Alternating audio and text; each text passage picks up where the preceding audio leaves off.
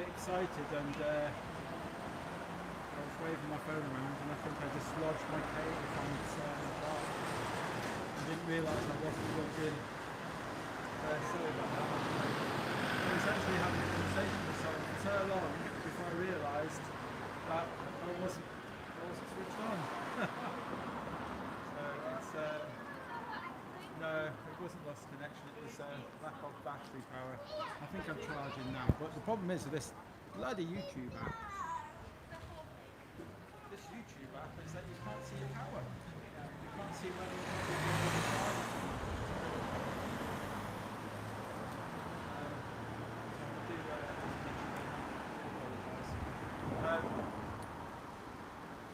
I've been visited by Paul. I think Paul's that was the guy in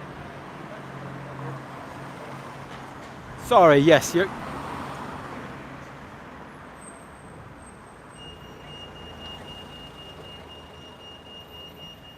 Yeah, sorry. It's again, it's a directional mic, and when I'm behind it, no one can bloody hear me. So apologies. Yeah, so we've had Paul come round. He was in the motorhome that we passed earlier on. He's a. You know what? I need to really decide. I want to say he's a flat earther, but he's a globe denier. Whether he likes that or not, I don't know. He probably calls himself a flat earther. I don't know. But he'll be back in a second. We've had a couple of conversations, a few interesting ones. Yeah, this is the problem here because, as I say, I mean, I can't see that whether I'm charging or not.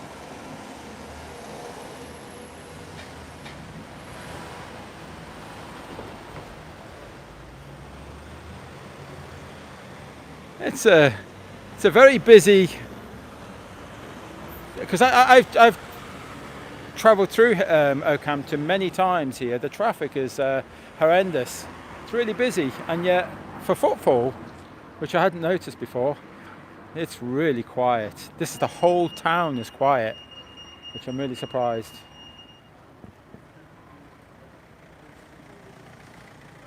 We'll get to have a chat with Paul in a second when he gets back. Paul wants to get himself down to Antarctica. He's already in the midst of building his own yacht, which I will speak to him more about because I fancy that.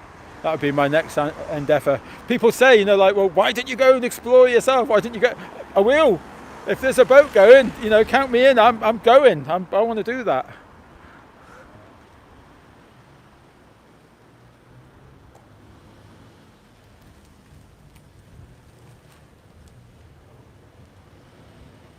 Yeah, it's not good at the moment. There are a few people looking. No one's crossing the road.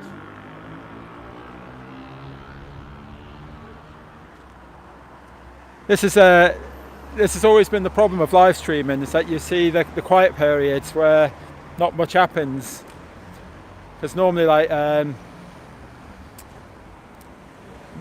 normally we would edit it and then you would upload it, and you would just obviously cut out all the quiet periods.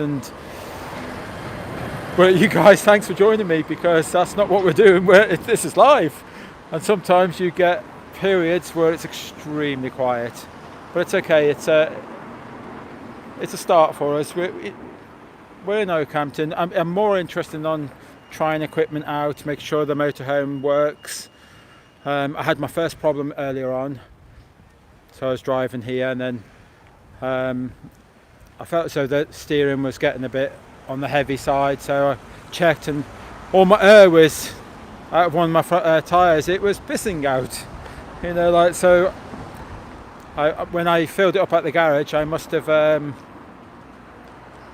broken the valve, so I had to get myself to a tyre garage, and that's why we're a little bit late today. I should have started at 12 o'clock on the dot. Okay, that's one hurdle. We're going to have to fight for this. This is 39 countries, and it's not going to be easy. So there's going to be lots of problems. I mean, hopefully it's just little things, you know, wipers going, bulbs need replacing. Let's hope it's just the little things. It's when it starts getting into, we need a new clutch, or, you know, like, there's no provisions ready for all of this. I've got RAC breakdown cover for the whole of Europe. Let's hope that it's just the little things. I'm sure we'll get round. It's running really well. I'm really happy the way it's running. So this is Paul. Hi Paul. Hello there. So Paul, who are you? Where have you come from?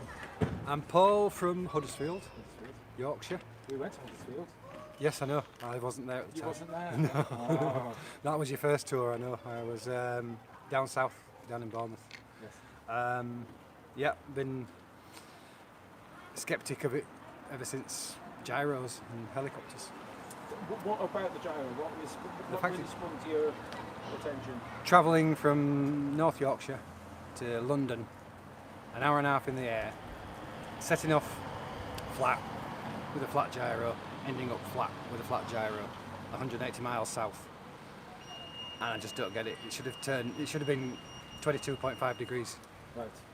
And it didn't. You know, it never has done. Okay. So we were always told there was gyroscopic drift. Yeah. Never saw it. Never happened. So maybe we didn't know. They weren't going to say this is because the Earth isn't turning. Yeah. They're going to say it's because the gyroscope drifts due to the spinning of it and the way it spins. And when did you As hear far about, as I know. When did you hear about Earth possibly being flat? Didn't.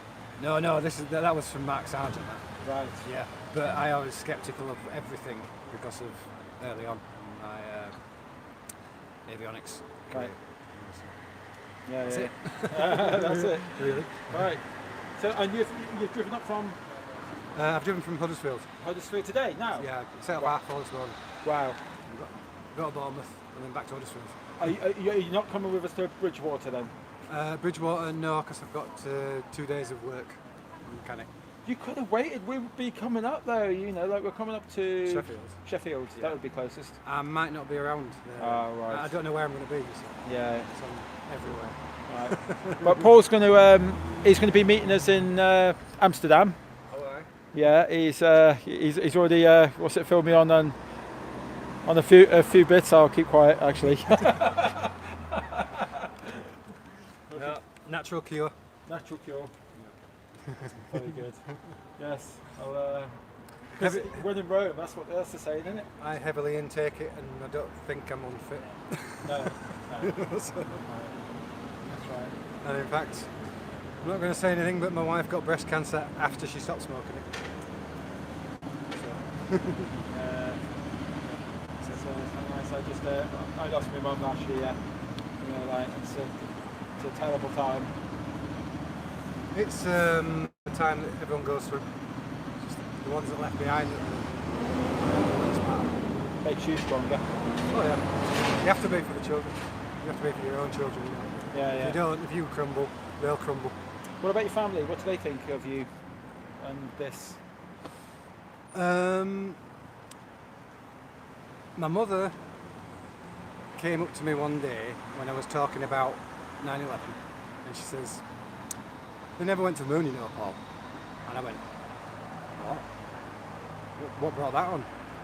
And anyway, I stopped. Next thing, Mark Sargent pops up, coast to coast, with his 12 proofs and his interview for it. Yeah.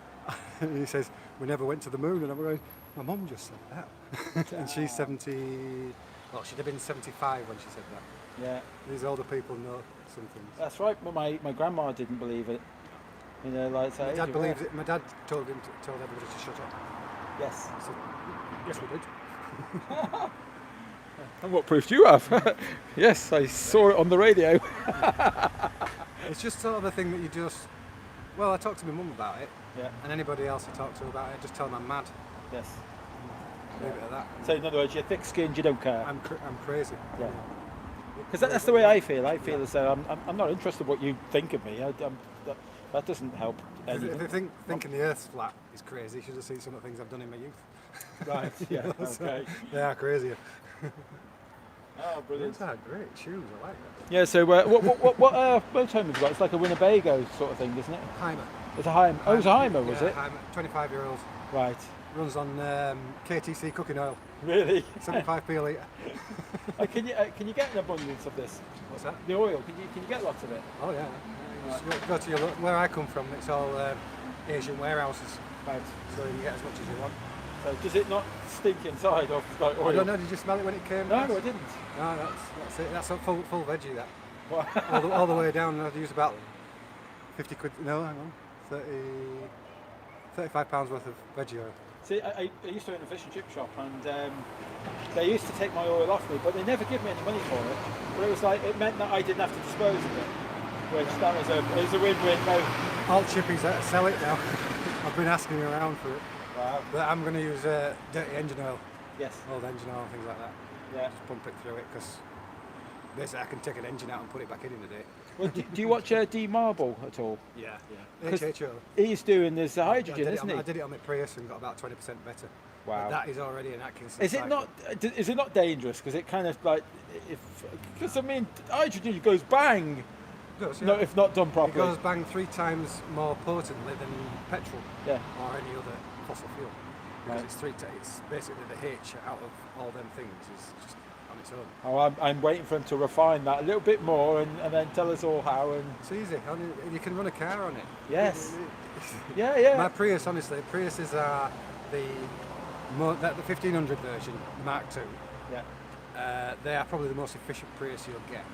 The later ones get less efficient. And I got 20% better. Right. Just back with a simple two plates, stick it in water and catalyst and then electrocute it with 12 volts and it just produces as much hydrogen as I wanted. You can go to the measuring bits and all that lot, but you get loads of bubbles. Yes. And it's the oxygen as well that turns it into like a turbo, really. Yeah. I think we all need to be working on this. This is like As I said, that's how I was going to get to the Antarctic. Antarctic, You've yeah. got water around you. abundant. Yeah, you're going to have to distill water anyway to drink. Yeah. You might as well distill it by setting fire to it. Electrocute it first and then setting fire to it in an engine. Yeah. Tell everyone what your plan is for your. Not yet. Oh right, we want to keep Not that yet. quiet. No. All Yeah. right. Anyone can join in if they want. I'm 'Cause, quite I happy. love- Yeah, it is I mean, love within the 5 idea. years, I'll be bobbing up and down Yes. on the sea, Yeah. going down there, see what's happening. And I'll be his first mate. We're all going to squeeze in the tight spaces. Yes. Offline, I'll tell you what the boat's going to be like. Yeah, But of really, course. it's a land and sea craft. This sounds great. It's what the Marines do. Yeah. That's it. Think outside the box. Think Yeah. like a Marine. Yeah. I'm not a Marine. No. I just did the commando course. Yes. Yeah. That's it. I don't want them. Yeah. I don't want them coming and saying that I've. Don't label me. No, don't label me as a Marine because No. they won't like it. No, They that's won't right. like Yeah, it. yeah. I was in all Yeah, arms. yeah. I was army. He can think for himself now. Yeah. No. That's right. It's. I wanted to be a Marine. I didn't pass my. Unbelievable, and it was a crock of shit. I tell you, I didn't pass my fitness test after running 10 miles a day. I was a kid, and I used to belong to the running club. I used to run 10 miles a day. I was fit as anything, and I failed my fitness test. What part of it? Pull-ups and that. No, I did my pull-ups and all that, and they told me afterwards when I went into my interview, and they said no. They told me, I said we need fitter people. You know, How old are you? Sorry. I'm 49 now. Same age as me. So you probably wanted to join us at Falklands then, Yeah, well, like me. yeah. I went and saw a guy walk onto Goose Green with a green berry, and he'd just done all he's done, and I went, I want to be one of them. Yeah. God, if you can do 'Cause that. that's right. The army was no good for me. The Navy was no good. RAF. It had to be a Marine. I want to be a Marine, and that's why I never went. Later on in life, I joined the Territorial Army. You know, like just because I wanted a bit of fun. You know, like on the weekend. Well, I walked straight out of the Marines office in Leeds, got on the train to Huddersfield and walked straight into the Army office Yeah. and says I want to be a driver because I knew they were at 3 Commando and I could get my berry through there. Yes. They wouldn't let me in the Marines because of, I think they had a massive uptick in Yeah. after Falklands. After Falklands, yeah. Loads of people, I mean, there was queuing out the door when I Yeah, definitely. you know, so. And now we realise that What were we fighting for? What for? What was it all about? None of the wars are real wars. They're all about bankers and money. It's all about. That's it. Yeah. Right. Get the bankers here if you want. It's upsetting, isn't it? No, it is. It's something you do in your youth. You can't foresee what you're going to find out with experience. No, that's right. That's right. Yeah. No, I think we can all be forgiven for thinking that way. Yeah. Yeah. Oh, there you go, ladies and gentlemen. That's Paul. And we've got lovely Lisa. Lisa, you're back with us. Yeah. Okay. So Lisa's from Glastonbury. If you've not met her, she came with us. We did Bath. Bath, Bristol, Yeovil, Glastonbury, and Weymouth, and Exeter. And Exeter. Yeah. How far are you going to stay this time, do you think? Well, I'll definitely do till Birmingham, Okay. and then after that we'll see. Yeah. She's with us for quite a while. Very good, thank you. So you all, are you on the camper van together then? Yes, yeah, and I'm hoping a few others will be joining us. More the merrier. I think everybody should join for Amsterdam. It's probably the best destination you've got. Yeah. It is. Yeah. But we've also got the UK convention. Can you get around that? Are you doing that one? You're not going to the UK one? Kidderminster? I don't really like going into Birmingham. Really? Well, it's not Birmingham, it's Kidderminster. Birmingham, London, and all Yeah. Yeah. Yeah, so we've got the UK convention. I'm going to have to write down these dates. I think it's the 13th, 14th and 15th. Someone in the chat hopefully will probably say. Oh, that was noisy. That was the church bells there. As you see, it's pretty quiet again.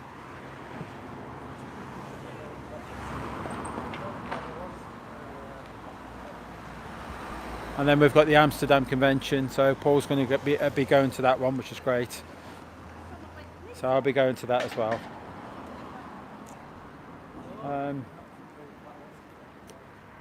So hopefully there should be no one in any of the chats that won't be going. You'll all be getting your tickets, won't you?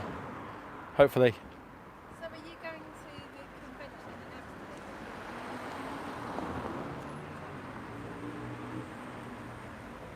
Well, it's a slow start. That's okay. We'll be in Bridgewater tomorrow. And hopefully it'll be a busier day. This is, I'd say it's the first day. It's only day one, Okehampton. I've driven through Okehampton many times, and it's always busy as you drive through. But weirdly enough, on the Thursday, it is so quiet. We've had a couple of conversations, but not a lot.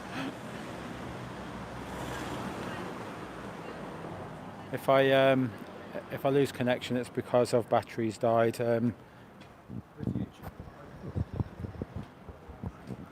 With this YouTube app, it doesn't show you your battery levels, and I've got a charger plugged in.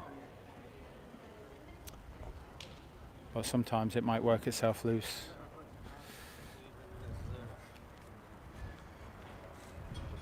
Hi, David.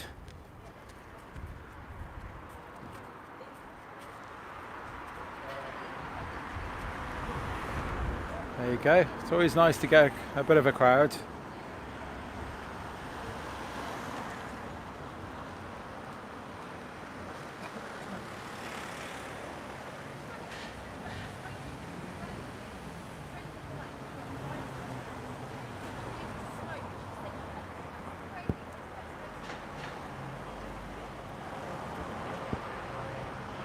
I think I scared them off. I started walking up slowly and then they're off.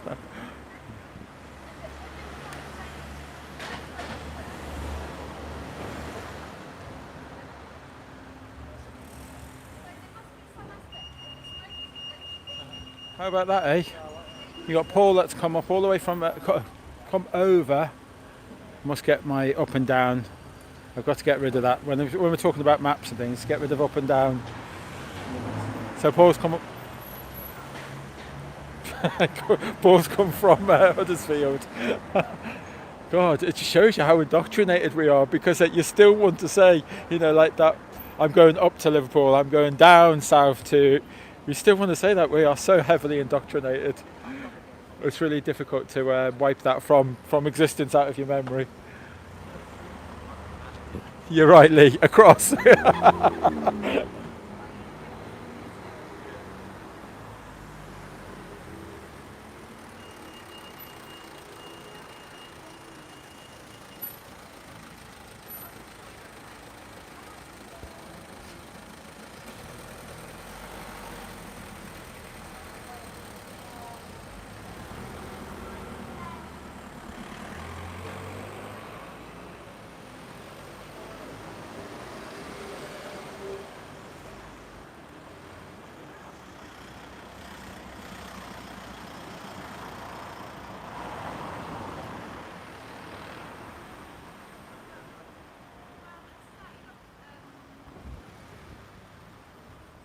I was just looking at all the drivers, because the cars drive, they drive really slow here, and they're all looking over. Well, that's good. But I need my new banners. My new banners will arrive hopefully today. I'll have to phone up in a minute to see if they've arrived. We've got new banners. We've got new brochures, flyers basically, and we've got. We've got these. If I grab one out of my pocket, bear with us. Oh, excuse me. So we've got these.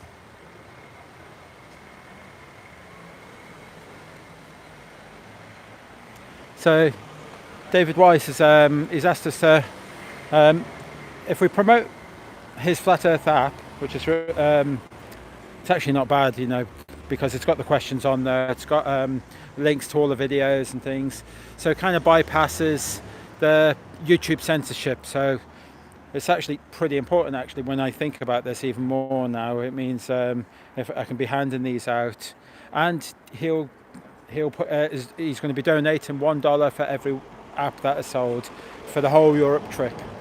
How about that? And he's given us I don't know, he might have given us about 1,000 of them, 2,000 cards or something. There's quite a lot there. So yeah, we're going to be promoting his app. I've even put it on the side of the tour bus.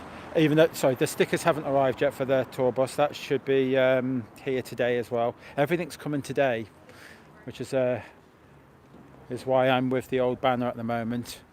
I figured that I don't care, we'll just use the old banner until the new one's arrived, and hopefully it'll arrive before we're making our way to Isle of Wight. I want it, fingers crossed. But we're at Bridgewater tomorrow. Yeah, I'm afraid all these people do the cancer treatment. It's not. So I can't walk up to a complete stranger and just hand them the card.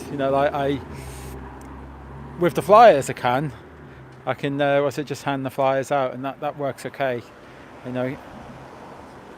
But the card is almost to give someone for every interaction that we have, to make sure that person goes away with a card and a flyer. Once them flyers arrive.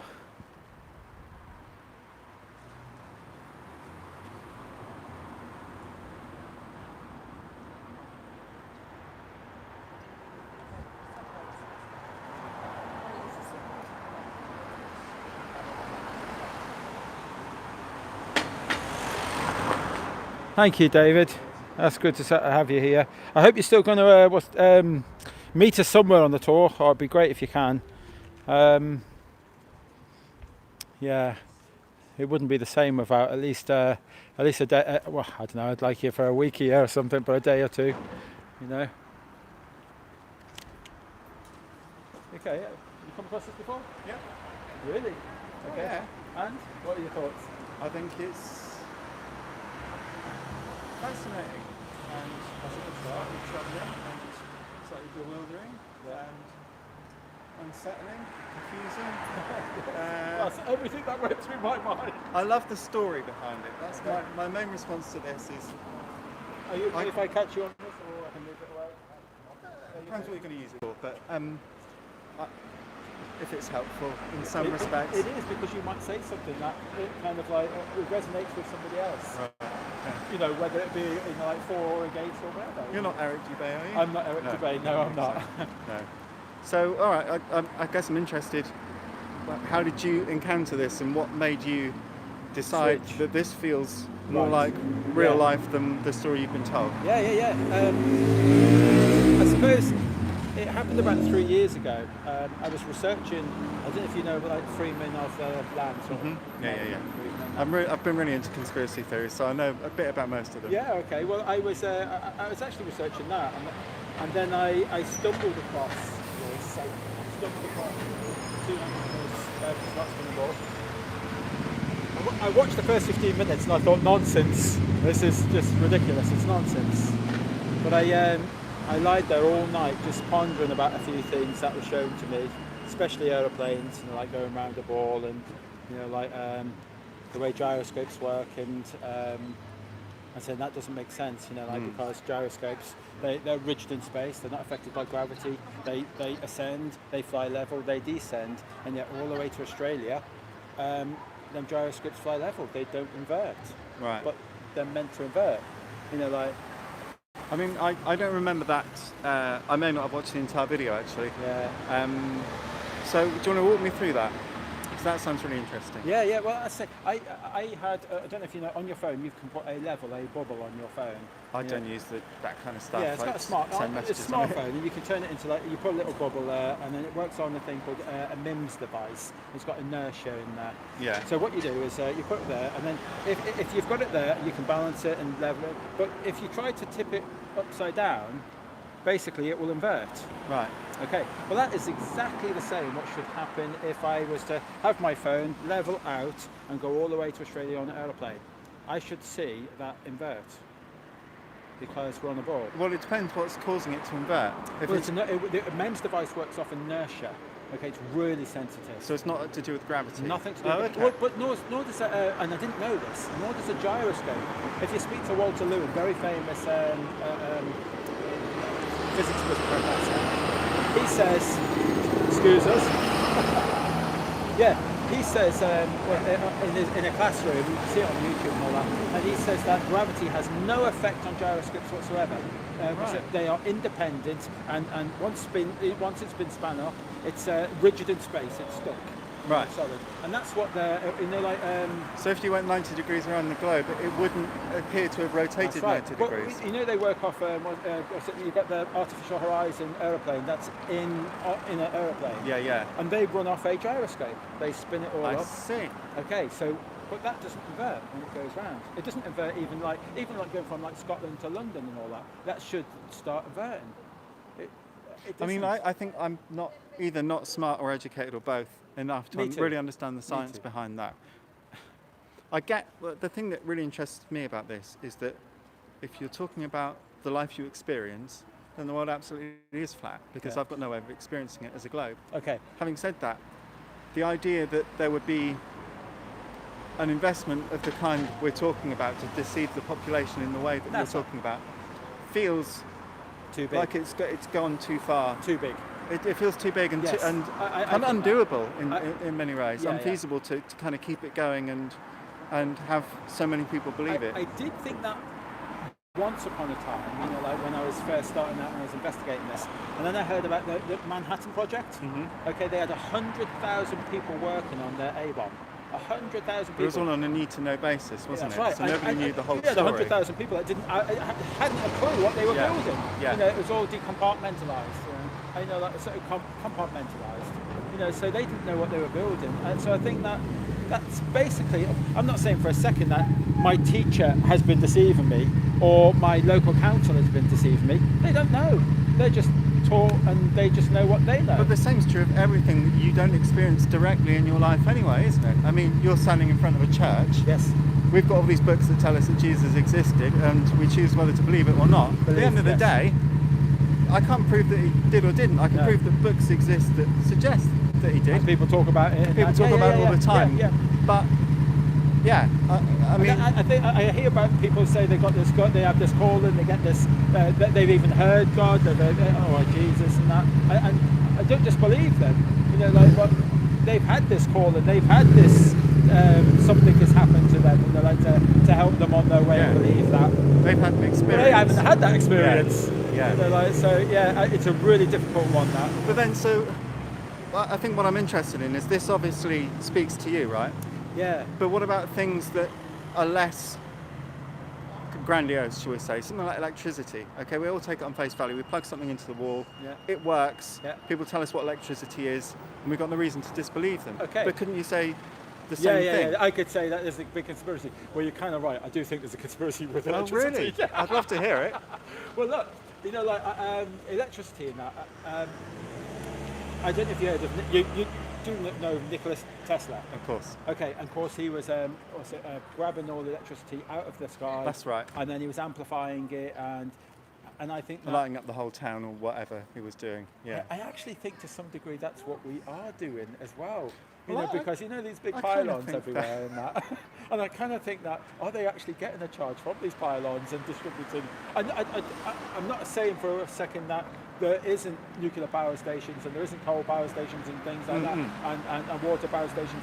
But I still think that a large amount of electricity might be coming from the pylons that are all around the country. Well, I suppose the difference is if you've got, for example, a bicycle, you can attach a dynamo to it and watch, even if you don't understand what's happening, you can watch the wheel spin and the light shine brighter the faster the wheel spins. So you know there's a direct correlation between the movement inside whatever's in your dynamo, the magnets going around, the copper coil or whatever it is, and the actual intensity of the LED that you've got hooked up to it. Yes.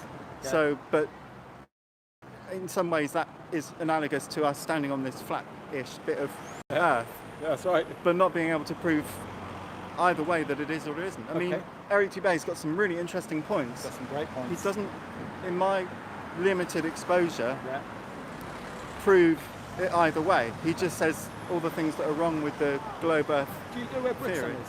Yes. Okay. Have you ever looked at Exmouth from Brixham? When you're in No, I Brixham, haven't. I right? didn't know you could see Exmouth So from go to Brixton. Brixham, and then you can look out to Exmouth. You can actually see it visibly with your own eyes and that. You know, like, but it's really, you need a really good clear day. How far is that? It's got to be 30 miles, isn't Yeah, it? it's about 17 miles. Oh, is it? Yeah, Okay.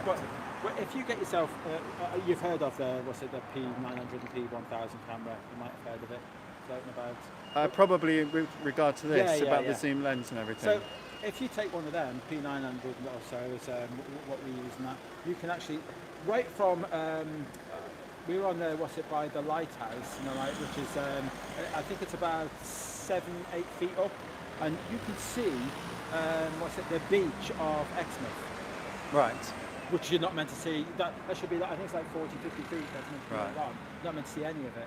You know, like, and then it's like Calais to Dover. You're not meant to see the cliffs of Dover. You can see them. You might have seen the Isle of Man being seen from Blackpool. Right. No, I haven't. Not meant to be seeing that. I mean, that's loads of video evidence of that. You know, like. So basically, the maths indicates that you shouldn't be able to see it because of the we're curvature seeing of the Earth. way too far. We're seeing. Right.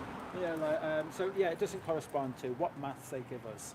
So, all right, going back to, say that Eric Dubé happens to be right, okay? What are the people that are preaching this ball Earth theory trying to distract us from? Yeah, well, basically what you're saying is the why, you know, like, and it's a big, huge question. I'll only have my ideas about it. I couldn't possibly know because, you know, like, to ask a liar, you need to ask the liar, you know, like, you need to ask that person. I don't know who that person would be. Although I've got some ideas again. I actually think, and it is a belief, I think, so no proof whatsoever, but I think they're hiding more land beyond Antarctica. Right. You've probably heard about Antarctica, and did you hear about Admiral Byrd? It's an amazing story. I love it's a that great story. Yeah. Fantastic. And I kind of think that, you know, he's an admiral, for God's sake. You know, he wasn't just a normal sailor and all that. He was an admiral. Wasn't a big a dustman. yeah. So I don't know whether that's come with lies or whether that's a lot of truth or what. I don't know. But there could be hiding land, more land beyond the South Pole. You know, Yeah. like. Is could it be. possible then, just to kind of go completely beyond what probably most people think about or say about these kinds of things? But you know that physicists are always saying that light is a wave and a particle, depending on which means of measuring you take. I think that's total horseshit. Oh, right. Well, considering...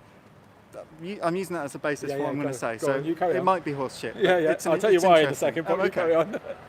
What's to say that the Earth is more complicated than the senses we've been given to experience it with? Yeah. Is it a globe and a flat surface? Depending on what approach you take of studying it. And we might not have sensors to describe it either way, or That's what I'm trying to say. Yeah. I mean, we might. It's a have fair been- point. I mean, yeah. there may be sensors that we just don't know. You know, like so. Well, there may be physical So my realities answer that to we that can't is, I don't experience. Yeah, Yeah. that's right. It's it's an idea. But what's it? A wave and a particle. Okay. So if light is travelling, and I've got some glass, and that light travels through the glass, is then particles dematerialising and rematerialising on the other side of the glass? I always thought it was particles smaller. A light particle is smaller, and they find their way through. and they all go that. through the gaps Through the because gaps. most solid objects are mostly empty space according to physics. Okay. But then here's another thing, Go on. right? And people have probably said this to you before. But if you look at something close enough with a magnet, with a what's the one where you look in tiny detail? Yeah, the microscopes. Microscope, thank you. That's okay. You see basically a load of solar systems. Yes. And then if you point the same at the sky, you see a load of solar systems, Okay. one object with lots of things going around it. Okay. So are we experiencing a kind of energetic fractal of which we're part of it, the Earth's part of it, the universe is part of it, all the little molecules and everything that we study in tiny detail is part of it? We'll have loads of people in the chat going, yeah, that sounds about right. Okay, and Yeah. we've got no way of discerning No, of the course. difference between the sensory experience Yeah. and say, I know it would fit a kind of matrix theory, wouldn't it? The Yeah, actual, yeah. The energy that we're experiencing is infinitely and whatever the opposite is, expansive. It's self-reductive. Yeah. And our experiential life doesn't really correlate in any way with the structure of the energy itself. Right. I'm not being very eloquent No, here, no, but no, I think, that's I think I right. know, You've you know probably what I'm done trying to that say. better than I do. And as well, I actually don't think that. I think that them stars and that are much, much closer. Right. I don't believe for a second that they are trillions or quadrillions or millions of miles away. Right. That makes no sense whatsoever. I mean, I just don't believe that light travels that far. Right. You know, I think it just gets dimmer and dimmer and dimmer and dimmer until light disappears. So You know? why do you think that? Well, because you've heard the saying like there's more stars up there than all the grains of sand and Earth. Yeah. That's kind of the saying. And well, if that's the case, and light travels, what about the stars behind the stars, behind the stars, behind the stars, behind the stars, behind the stars? And then if light's travelling, wouldn't our nighttime just be white? Yeah, no, I've had that thought myself sometimes. It makes no sense what they're saying. You know, I don't believe that light travels for infinite distances. Right. Because for me, that'd be like me getting an arc welder and me shining my arc welder here now, and you can see it in Liverpool. You know, like I don't think that for a second. You know, like, and that, I know right now this arc welder, you wouldn't be able to look at it. It'd burn the retinas at the back of your eyes. Right. But yet you can look at the sun. And you know, like quite comfortably, and you know, I think it hurts for a couple of seconds or so, and then you're okay and all that. But you can look at the sun, but this arc welder will burn the retinas at the back of your eyes. Right. So, for me, that should you travel might- all the way to. Cheers, buddy. That should travel all the way to Liverpool. I don't believe light travels. Okay. Or rather, I do believe it does travel. I think they call it the inverse square law of light. It travels as far as that. Right. You know. So I don't believe that these stars are trillions. They're local. That makes much more sense. The sun and moon, local, especially the moon. You know, like you've got the thing, it's Titan's crater. You know, like the big patch Yes, that you I know. see, Titan's crater. Well, you can see that. Okay, so that's about the size of Devon, that Titan's crater, Right. and yet we can see that. But it's meant to be 250,000 miles away, or sorry, 239,000 miles away. Yeah. And yet we can see something that is Allegedly the it size does of make Derry. sense. That's Yeah. a lot closer. It would make more sense if it was about 2,500 to 3,000 miles away. Have you seen the footage of the, what does he call it? He calls it a holographic wave going over the moon. Footage. That's it. Yeah. That video, out of all the videos I've seen relating to this kind of thing, Yeah. was the one that left me with the fewest possible ideas of explaining it away. That was, there's something about It that is very odd. really stayed with we've me. I think he's had a few of them images now. Yes, he has. I don't know if anyone else has reproduced it or not. He's the only one I've seen it from. Yeah, I have seen possible reasons why, airplanes much closer, flying past and creating turbulence, as you're looking to it. I have seen, but it doesn't explain why it's so uniformed. The way it comes down, that wave, that comes up, that's quite uniformed, it's not just a random. Yeah. So, and yet it looks very similar to turbulence from airplanes causing that. It does look similar. Right, yeah. It does. But that's chaotic. That's all over the place. That isn't uniformed. All right, so I get that this feels like the truth to you, and I respect that. There's a lot that's really interesting about it. But why the step for the big sign to come out and talk to people? And right, okay. What's behind that? And is it you deliberately outside the church? No. Okay. No. Yeah, ignore that. Because it's interesting because obviously I had a tree to tie to. the Bible has passages in it about the firmament describe the firmament and what could be said to be a flat earth. Yeah, so. And motionless or something. Exactly. Like that. Yeah. No, the church doesn't. Nothing to do with that. Right. What makes me want to come out is, I find it lame when I say this. I have a calling to go out. When people have said, they got a calling to go out and preach the word of God, and I've never quite understand that. It seems so lame to me. I have a calling to be out here and to talk to people, and not for you to believe anything that I'm saying, but just want you to research something that I've researched, and then the light bulbs came on, and and what I've learned. And although I did go through an awful lot of trying to debunk it and saying, that has to be nonsense, and the overwhelming amount of evidence that NASA and all the fakery that I've discovered, from NASA and NASA's obviously, a politically dubious organisation, shall we say, but they're not the only people who've allegedly been in space and taken photographs. No, that's right. But then the other organisations, they're all getting telemetry data and all that via NASA. They control the whole lot. Right, okay. They have their own space programs, but they don't do anything without NASA. So basically, NASA's like air traffic control for space. Is that right? Okay. Yeah. Something's not right with it all, and the thing is, I was a big space fan. I loved my Star Treks, my Star Wars, and I'd watch all the space astronomy things, and I wasn't a Brian Cox fan, but although I did like. I don't know anyone who is. He just seemed like a dick. I can't watch him. But having said that, he always had some, some stunning footage and that. So I believed space, and I believed in all of that, and then trying to go through the motions of, okay, well, these are all my beliefs, and they're saying that black holes are real and wormholes are real and all that, and then when you start getting down to it and say, well, has this been proved? And then you find out that no, it's all built on cards, house of cards. But then a lot of mainstream science isn't it? It's based on. I didn't know that. Oh, okay. I was convinced that science has proved it. Right. Yeah. It's done. I don't need to investigate. Science did that. I always think of science as being a bit like the innocent until proven guilty sort of way of working at things. It appears to be right, so everyone's happy to call it right, even though in 100 years or 300 years someone will come along and prove it's wrong because the new idea is right, and it'll just continue like that. Yes. Possibly forever, or until religion becomes the main way of looking at things again. I hated also this idea that people were comfortable with. It's a theory, So you're brought up in school now to think that a theory is fact, it's proof. Yes. It's fact. That's where you're brought up then to say, but you don't understand what theory means.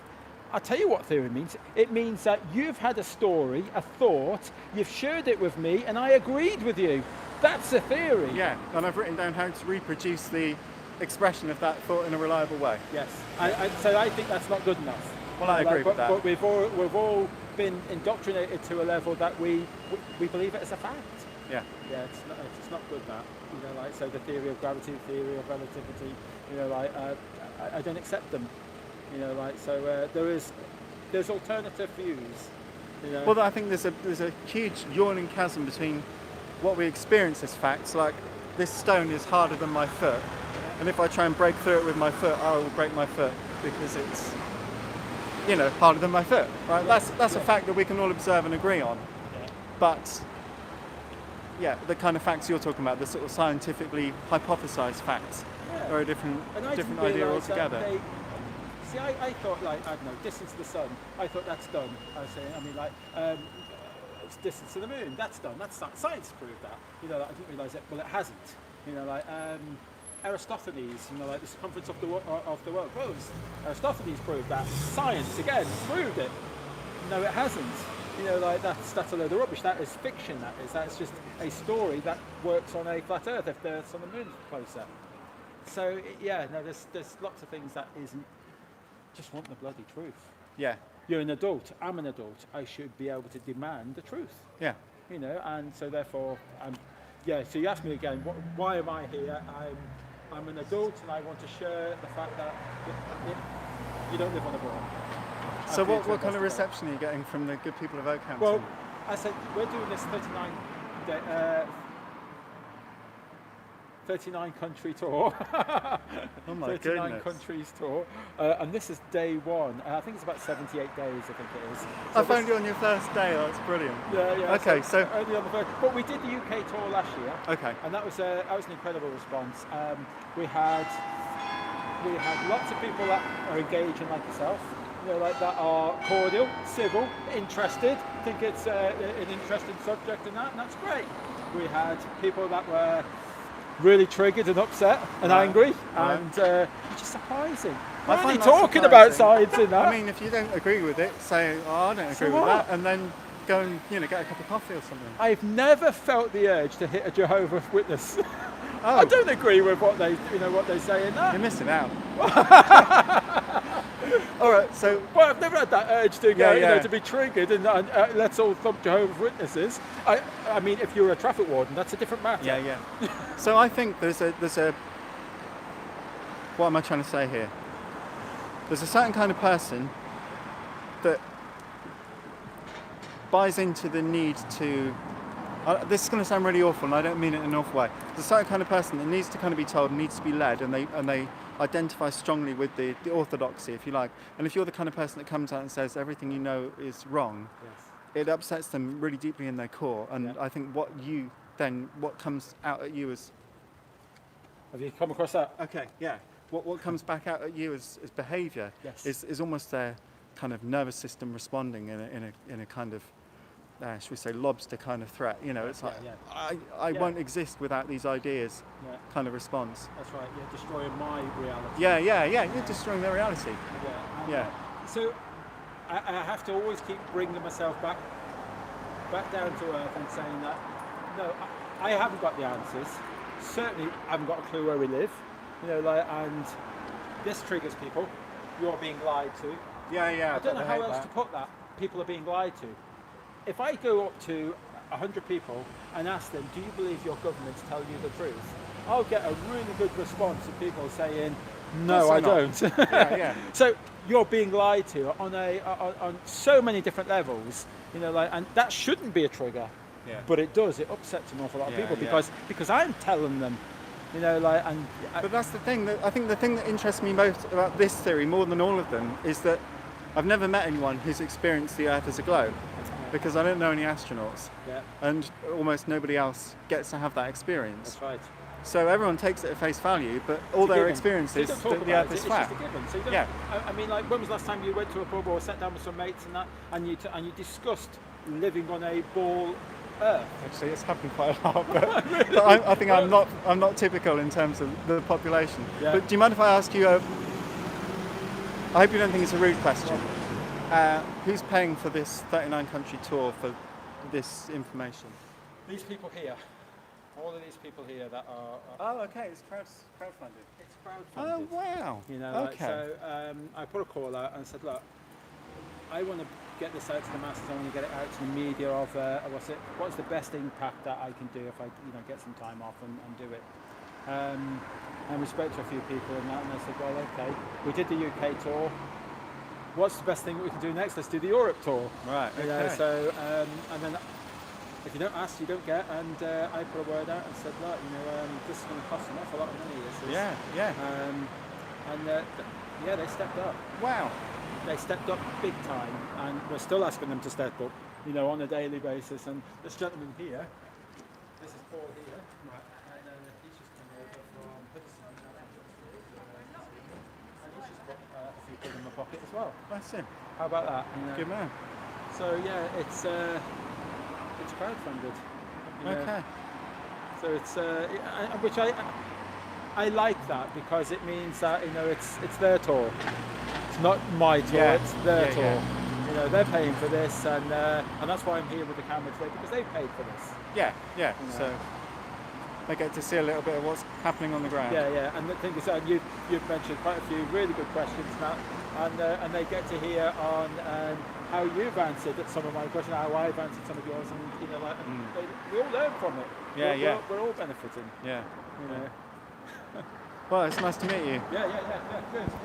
And your name all was? the best, Anthony. Anthony, yeah. All the best with your tour. I'm glad I bumped into you today. Excellent. Thanks very much, Anthony. Cheers.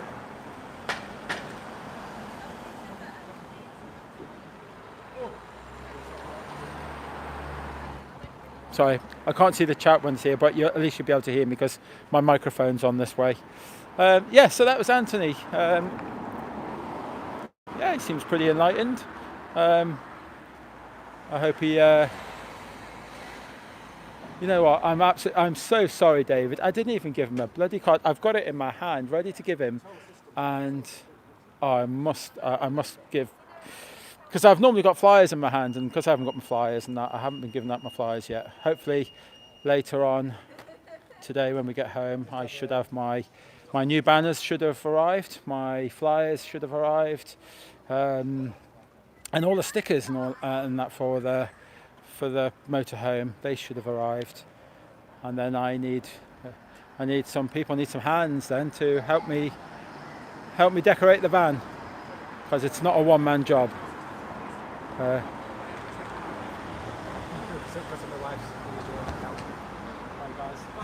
Good conversation that. Yes. That was Anthony. Pretty enlightened. He's. I think. I'd like to think that he's going to be researching a little bit more. I mean, he obviously knows a fair bit about it already, but he won't be committing anywhere yet. What have you been talking about?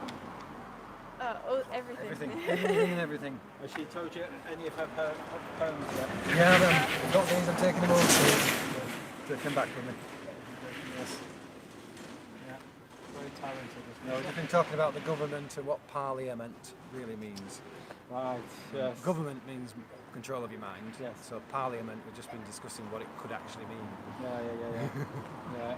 And I believe, has it been closed down, or are they closing it down until Brexit or something? Does it matter if it closes? No. Exactly. I just want the Houses of Commons. I want that gone. Yeah. I don't want any of them. As I said, I'm not an independent, an alternative anarchist. Basically, you've got mainstream anarchists, which is rioting on the streets. So that's what the mainstream like to think. Yeah. I'm an alternative anarchist, which is trade. Basically, if we trade, we're anarchists. All right, okay. If we do go get a government involved, you're an anarchist. Okay, I like that. But you don't need to fight and go storming through streets and smashing windows. No, that's right. There you go. Yeah. And that's what we've seen lately. Lots of the yellow wearers and yellow hats, yellow jackets and things. Yeah. I'm out in with my yellow t-shirt today. Was it provocateurs? Yeah. Whichever they are. Yeah. Where are we on time? Oh, I'm looking for my phone. Yeah. 15:30. There you go. So it was 20. gates at the train station. Oh, do they? Right, okay. No, we're okay. That's not bad. £3 parking for the whole day. You know, so it means that when we get back, I don't have to rush away. I missed that sign. Yeah, no, it was just, I think it was your first left turn. Yeah. You know. I went left and then I carried on going up the hill instead of turning left again. Alright, okay. No pause. Yeah, so there you go. It's gone quiet again. It's nearly 4 o'clock and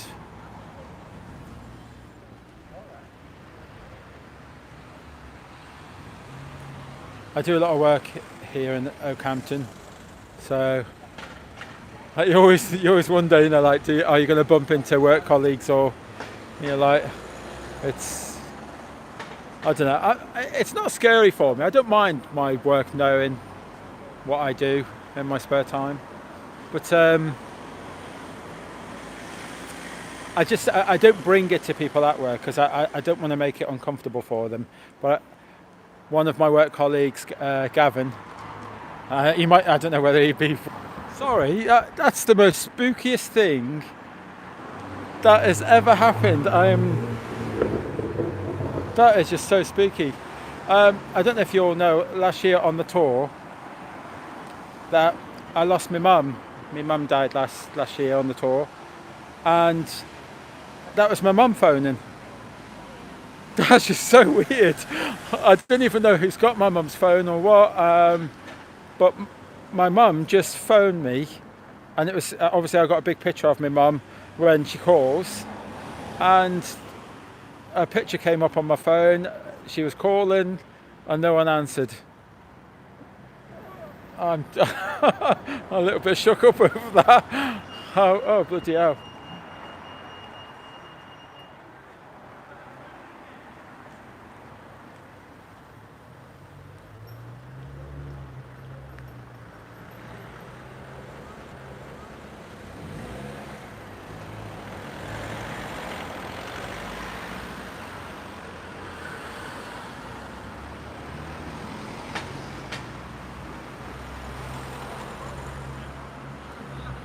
Yeah, that's you can see I'm a little bit that's given me something to think about.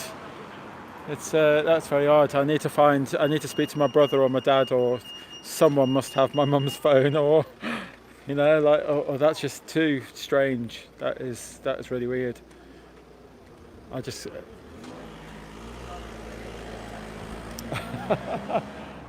damn.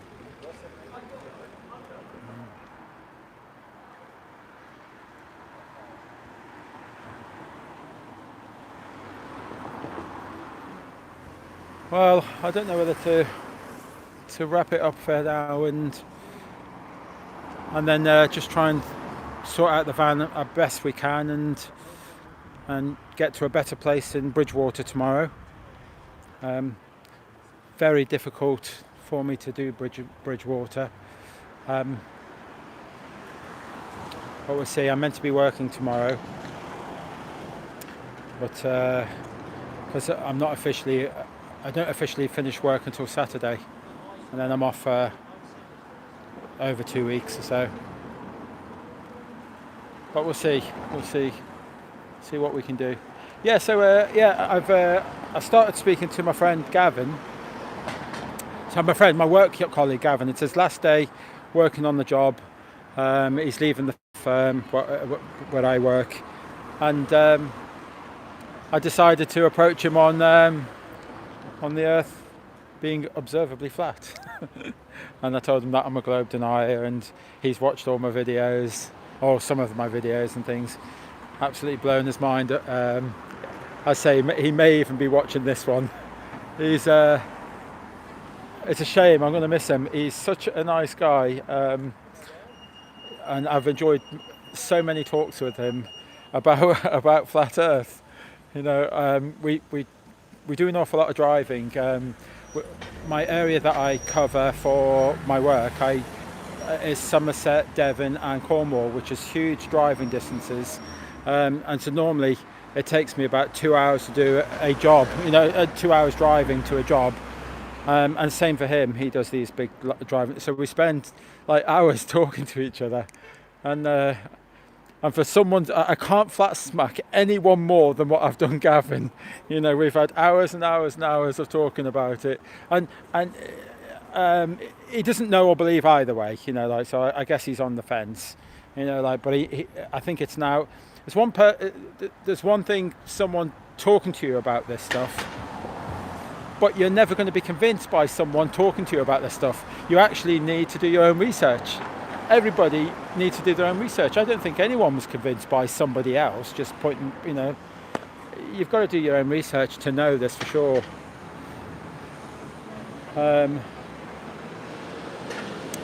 Yeah, so Gavin, it was really nice meeting you. Keep in touch, and I do hope you do research a bit more. I want you to be phoning me up with more questions, and I'll try my best to help you, buddy.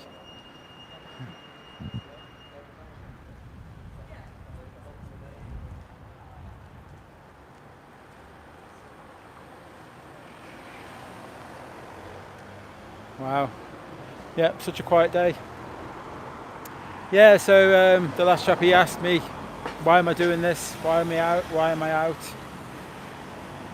Why not? There's people out there who think that they live on a ball. And I don't know what we live on. I'm the foggiest what we live on, but I know it ain't a ball. So every one of us should be speaking out, reaching out to people and telling them they don't live on a ball. Now, I don't expect everyone to get out and do activism at this level, but the odd chat, the odd leaving a sticker, leaving the odd flyer. I think everyone should, you know, like buy a bunch of flyers, or buy. Lisa's gone and printed out her own flyers. Her own stickers. Yeah, I mean, like, just put. That's activism. You know, like some people do a bit of graffiti and that, or someone might just wear a t-shirt. Just wear a t-shirt. That's activism. But I believe that we should all spread this truth, that they don't live on a ball. They can make up their own minds what it is, what they think it is. Who knows? They might teach us one day. They might have a better idea, better understanding. Let me explain a few things as well. So, there's a few people think that, you know, like I've got this one on here. I don't advocate a model. I do tell people that we don't believe in a model. This is really good to explain how east, west, south, north works. It's really good explaining Tropic of Cancer, Equator, Tropic of Capricorn. It's just an easy way of explaining how a flat Earth can work. But I do give them the disclaimer as that isn't our map. I don't know what that is. You know, like it's the closest thing that we've got that I think allows us to explain things. Same here as well. This allows me to explain that the sun and moon are a lot closer. They're not 93 million miles away and 239,000 miles away. I explain about Eloran, triangulation. I'm sure by now that they've got better technologies than Eloran. I don't know what they are. But certainly triangulation explains exactly how GPS would work. So what else we got? Just a few flat horizons. That never really spoke to me. Water being level and flat, that didn't really reach out to me. Does make sense, but I needed more myself. I needed more. That wasn't enough proof to me. Although it really does make sense. You alright? Have you come across it before? Yeah, I've seen a couple of videos on YouTube before. Okay. Never seen anyone in real life though. Yes, I'm a real life person. You from around here, are you? No, well, I live in Paynton, but we're about to embark on a huge tour. Well, yeah, part of an organisation, is it? No, just individuals, all individuals, and we have a few Facebook groups and things, you know, like, but no organisation or anything like that. Not affiliated to anything. No, just you said us. So Yeah, no, that's right. But because there's a community of us, you know, like, but that's as far as go. It'd be like saying that, I don't know, you what's it, advocating Liverpool Football Club. Us as a team, as as the fans, you know, so to speak. So what have you heard so far? I'm always a bit perplexed when talking about other planets, how they're circular but the Earth isn't, Right. and just wondering your opinion on that. Not see it. Yeah. I mean, we call them wandering stars, planets, okay? And the stars themselves that we see, they're luminaries, okay? Now, although there is one or two wandering planets, planets, although there's one or two that kind of really do look like spheres, there's one or two, but most of them, when you look in a telescope, you see in 2D. They look just as flat as any disk in space. I'm not saying that they are a ball or what. I have no opinion because I can't go in there, I can't prove things. There is no scientific method of proving these planets, whether they're spheres, whether they're consistencies of these planets, because apparently we know more about the consistencies of these planets than we do our own. This is kind of nonsense, this. I don't believe that we know the distances to these planets. How could we know the distances? How is that possible? There is no scientific method to prove the distance to any of these planets, and yet we kind of know them all, as in science, so-called in science books, so that we know all these distances. They've never been proved. So some planets rotate, so we see different faces of them. So is that not proof enough that they're circle? That could be all sphere, the circle. Yeah. We must be trying to get away from circle. Sphere, okay. Yeah. On some of them, I said, oh God, look, what would it be? Is that Jupiter or something? That looks like a sphere. Saturn looks like a sphere with the rings and that. But that doesn't mean that we have to be a planet. Right. Can we not be a plane, and the fact that they are our luminaries, because all the planets aren't stars, are they? Are they stars? No, they're entirely different. But we're saying that, but you get what I'm saying? I mean, like, as in, well, all the stars aren't planets, all the planets aren't stars. So there is different bodies up there. You know, so we're not suggesting for a second that we're a planet. So you don't think Earth is a planet? No. Whereas There's no Saturn, evidence, Jupiter no are. evidence that supports it. So what would you call it? A star then? Is the Earth a star? I think it is a star. Is it a gas fiery? Is it a liquid fiery thing? Well, I'm Whatever. asking. Well, we don't know. You don't have a classification for it at all? No. They're just they're luminaries. This is what they look like. You get yourself a high-powered camera, a telescope camera, and that's what they look like. And they're like plasma balls, and we can focus in on them really clearly, and they look like dancing lights in the sky. They can't be trillions of miles away or quadrillion miles away. They can't be. I mean, because we can focus in on them, and we can see them really clearly. So we don't believe for a second that these are trillions of miles away. No evidence that proves that whatsoever. So you say you don't know what the Earth is as a classification, and you know. It appears to be. I mean, it appears to be flat and level. You know, like when I go to Brixton, I stand on you've got a lighthouse there, and you can see Exmouth 17 miles away. Well, you're not meant to see that. Exmouth should be below the curvature, but I can see it quite clearly. You know, like with a decent camera. You know, like zooming in. Well, I mean, sorry to No, interrupt, you carry on. But it's like when you go to a beach and you look out and you're supposed to see the curvature of the Earth. What? That? You know, just the tiniest little curve, really.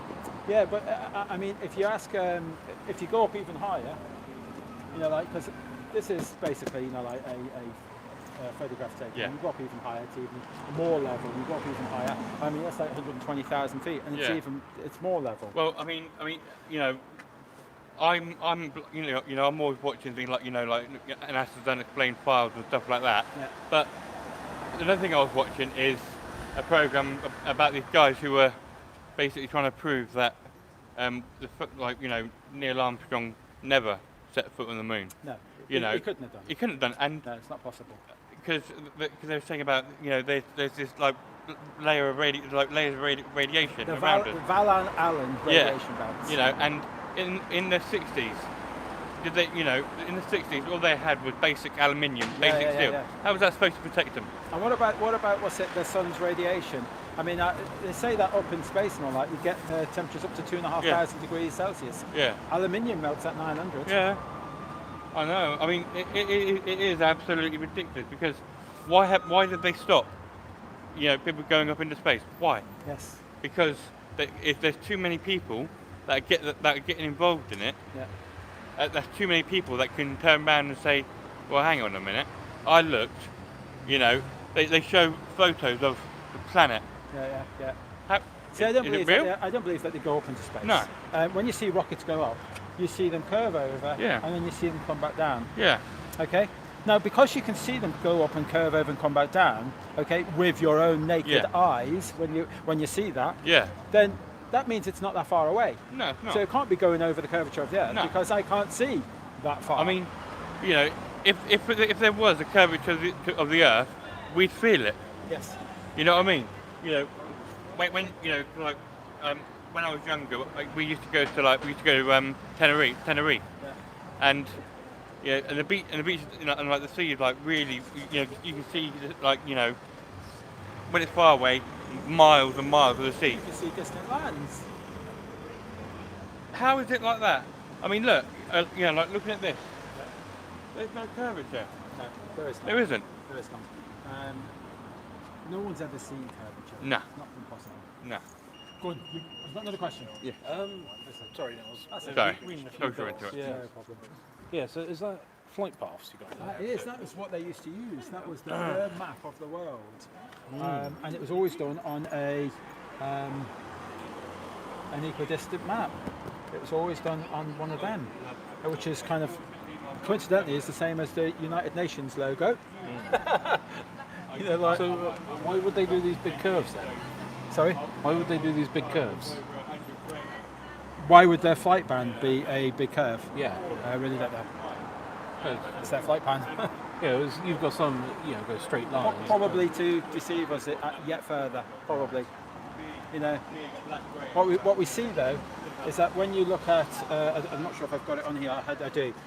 When you look at the ridiculous flight paths on the globe map, and they go like from Sydney, and then the flight paths, and you only want to go to Santiago, and why don't they just go right the way across? They don't. They actually do these crazy flight paths that take them all the way up here and come all the way back down.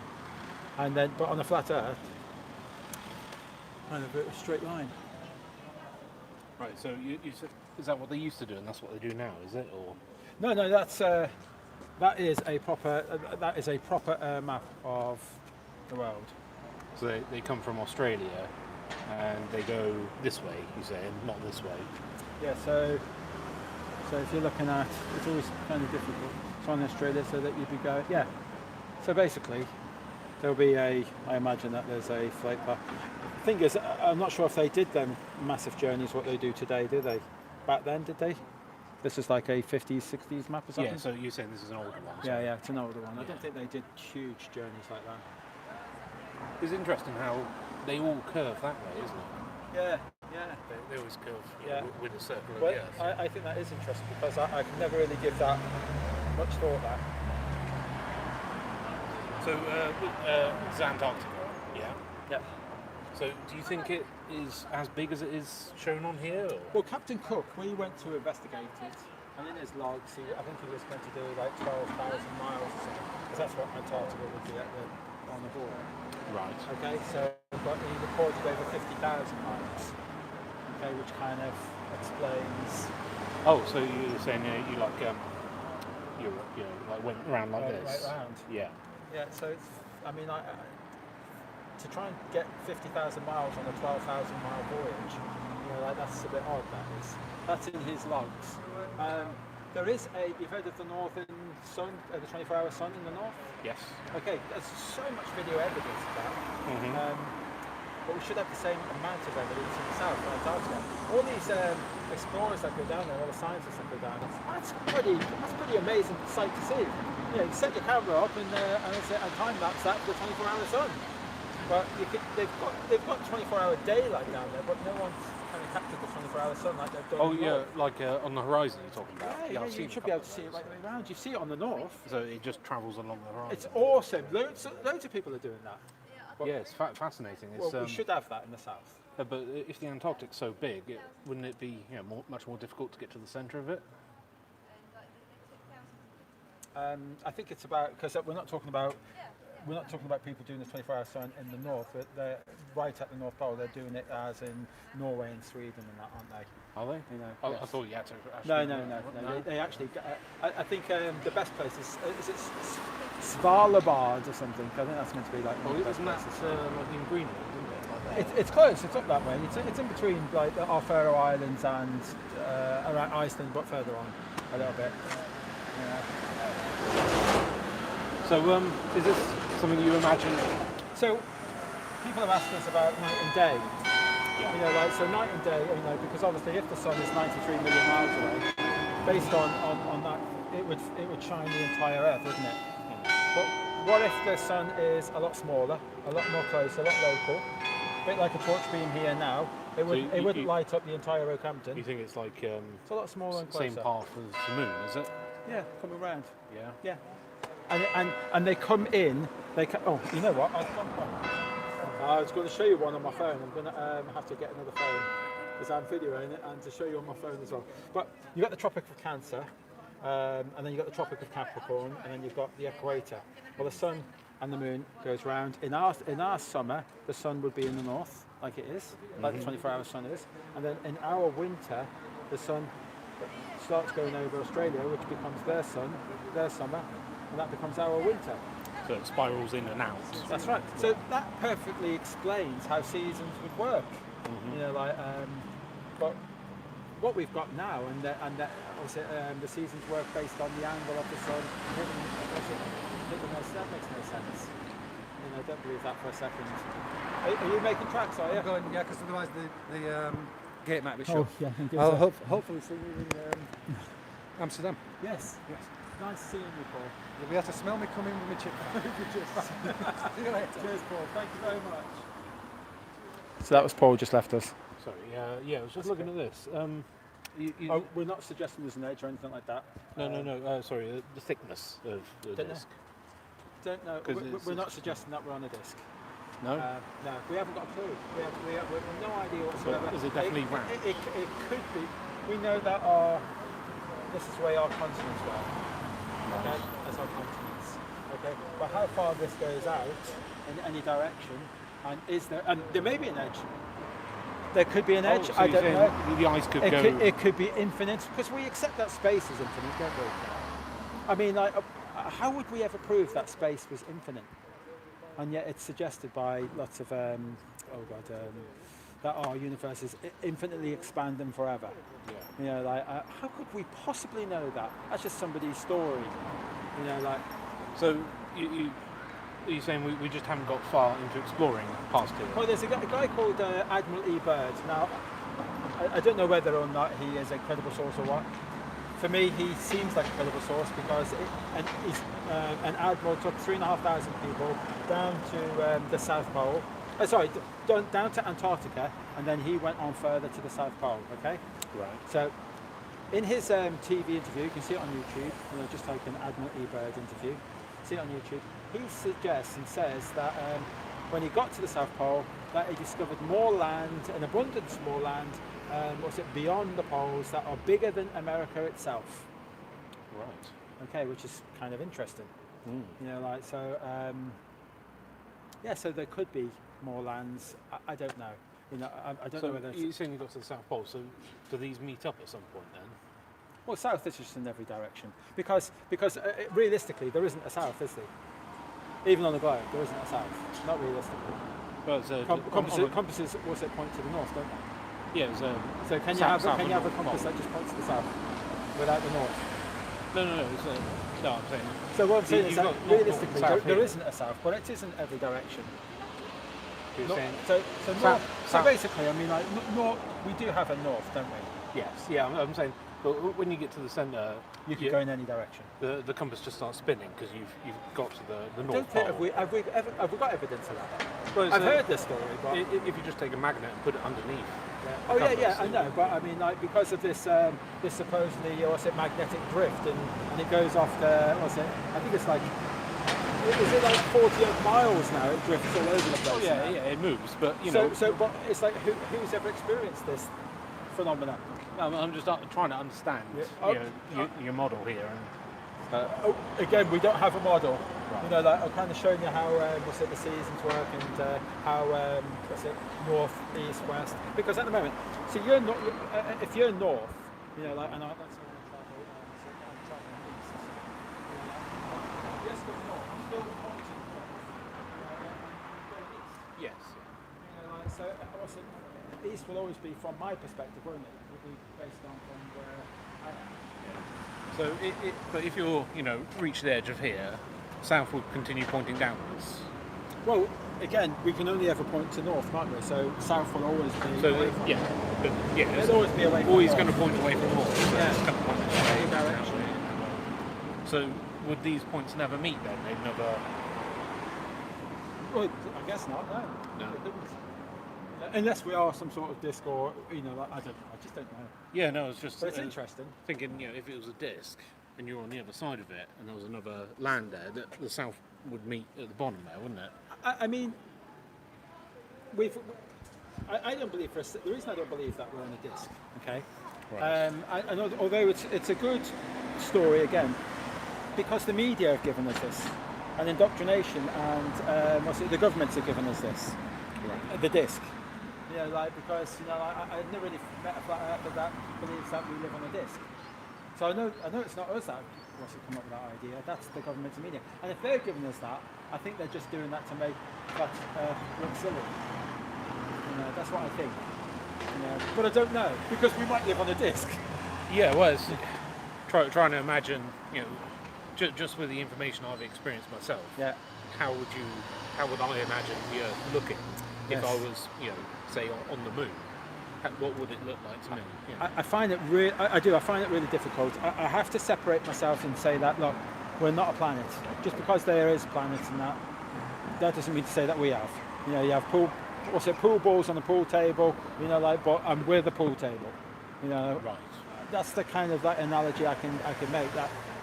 So, and then if you pick up a book or something, a book has an edge. Okay. So I have to think about space, infinite of space, and I believe that. And it was easy for me to believe infinite space. There is no proof to it. It's just a claim. It's an idea to claim, and somebody else agreed to it. It says, oh yeah, sounds plausible. Okay, so why can't land be like that? Why can't it be infinite? It just carries on forever. And it's a hard one for us because that we are so heavily ingrained with this ball idea. So that's really hard step to swallow. So instead of just a disc, Could just be for the whole of existence, the whole it could universe, be everything. for everything. Just a whole Even in depth, it could just go on. Infinitely downwards? infinitely downwards. I believe that there is something above us, a firmament, something like that. There's something above us. I do believe that So would answer. something separating us from the. Okay, whether that some people call it there's a dome or something, but Right. how are we going to know this stuff? So we can talk about it, but we can't prove any of it. So again, on this one, let's say it's not a disk; it's just infinite or some such. Where would the planets fit in this? Because you've got the moon and the sun. Well, I tell you what, they perfectly rotate around us. So when you look up, that's Polaris in the middle, and imagine this. Okay, Earth is spinning 1,000 miles an hour, really fast. Okay, it's 1,000 miles an hour. It's spinning on its axis. Right. It's travelling around the sun At 67,000 miles an hour, it's travelling. Okay, 67,000. The sun is travelling at 500,000 miles an hour. Okay, and then I think it's our galaxy is travelling at another 500,000 miles an hour, heading towards Vega.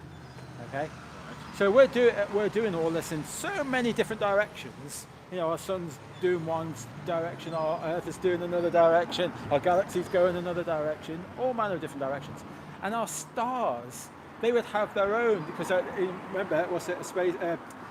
Since the Big Bang, everything's infinitely expanded, so they're all doing their own, rotation, Earth axis rotations, and they're doing their own, speeds and their own solar systems. That's with them. We're going different directions. They've got all of, and yet, night after night, since astronomy began, our constellations are still, year after year, in the same place.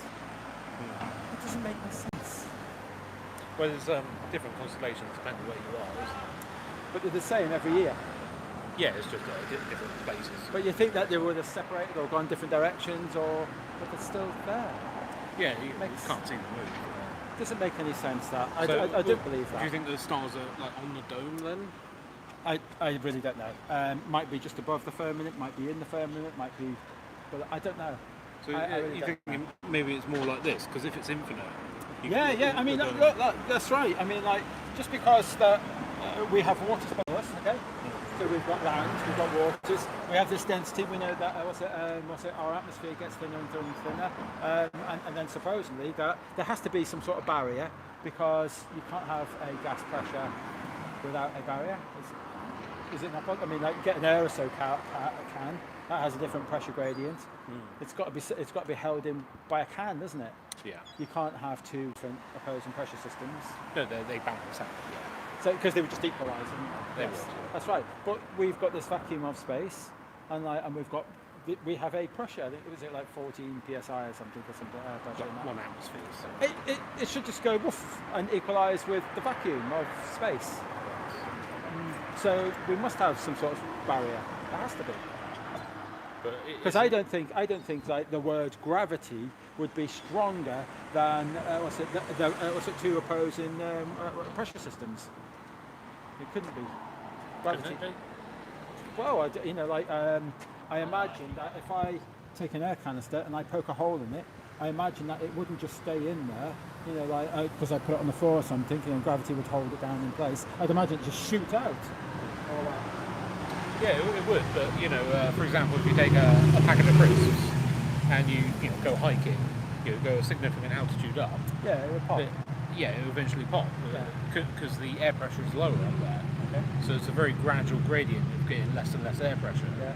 So unlike a can where you've got a very thin barrier where it suddenly changes in air pressure, it's a slow gradient.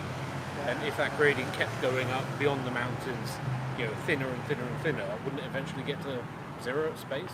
Well, that's right. I can accept that it does get thinner up there, but for what they're saying, what a vacuum is, I mean, like the vacuum is something that we can't create here on Earth, not to that degree, not a true vacuum. Like I would imagine that true vacuum would. I think the word suck in all our oxygen into space. That's the wrong word, isn't it? All our atmosphere here would just. I don't think gravity would hold all that, not for a split second. But I'm sorry, I'm not very articulate with my words, but I'm just trying to understand. Is that, but the way I see it, as it gets less and less, you're saying that there must be a barrier at some point. Yes. But just because it's getting less and less, you're saying at some point it suddenly changes and it has to have a barrier, even though it didn't need one before. Because of. Because it just, what we've observed. Because of maybe, it's a great question. Because of, what they call it, free expanse. Because all of this atmosphere here, well, why isn't it the same pressure throughout the whole, if it is a dome or something? Right. I think that's what you're saying. Basically, it would be the same pressure. Yes, that is what I'm saying. Yeah. I actually think it's a really good point. Yeah, so that's something I'm going to bring up. Yeah, just trying to understand. Because if there is free expanse, and we do have a ceiling, a dome, then why hasn't it equalised throughout the whole dome? Yeah, it's very consistent. It always gets thinner. It gets thinner. Yeah. So that's something I will definitely be looking into. Yes, it's worth finding out Yes. because it might help you fill in this picture a bit Yeah, better. yeah. You know, because if it is like this with distinct barriers, Yes. you know, then you know you could get a better idea of why in the atmosphere, even though it's the same, you know, oxygen and nitrogen, Yeah. it stays the same. Yes. Sorry, changes. Sorry. Yeah. Right, there you go. I've just learned something today. I need to look into that, guys. You're going to help me tonight on that one when I ask you. Well, you've got a YouTube channel. Yes, yeah. There's not a lot of people on there, but hopefully this is day one of our tour, and hopefully the numbers will increase. Yes, yeah. Well, I'd love to see the YouTube. Yeah. I'll give you my my username is Jason of the Disbury family. Nice and easy. What on you?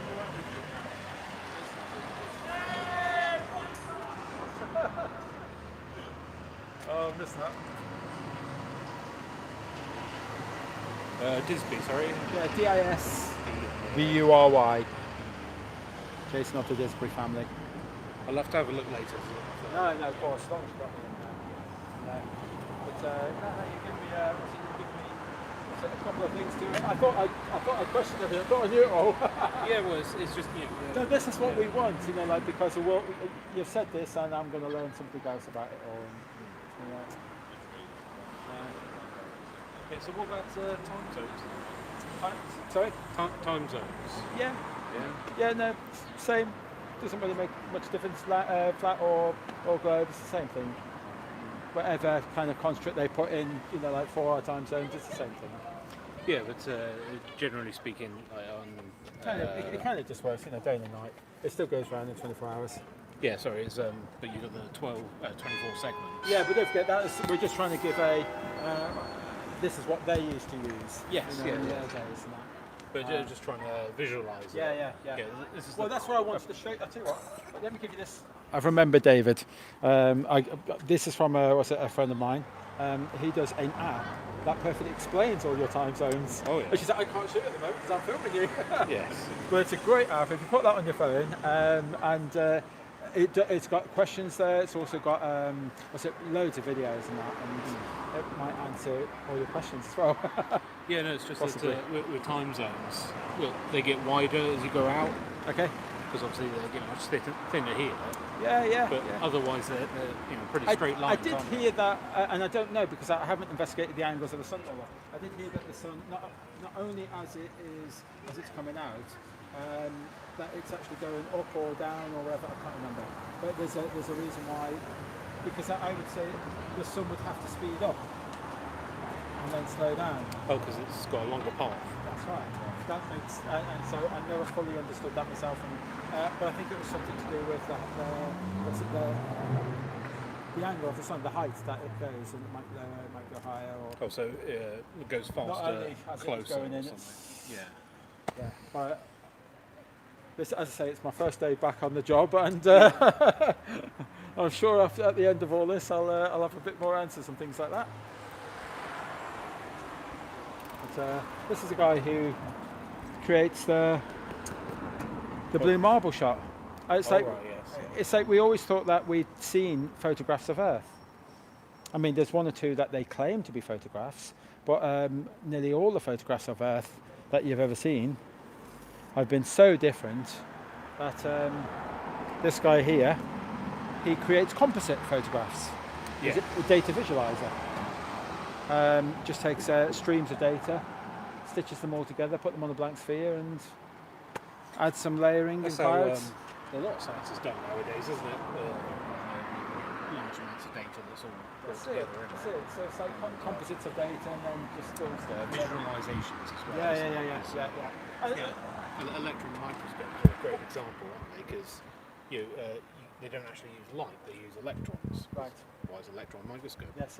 But to see it on the computer screen, they've got Yes. to turn it into light. That's it. So So you need a computer program to actually stitch it all together and put it all. to give you a visualization of what you see.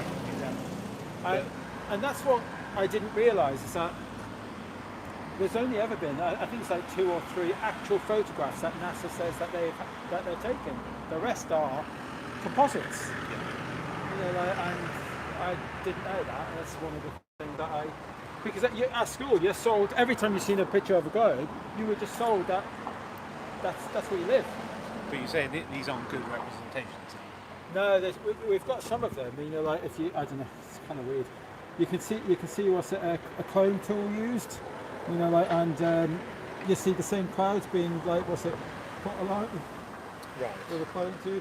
There's even one of them that I forget. I'm not sure if it's on one of these. That they even left the hand on there.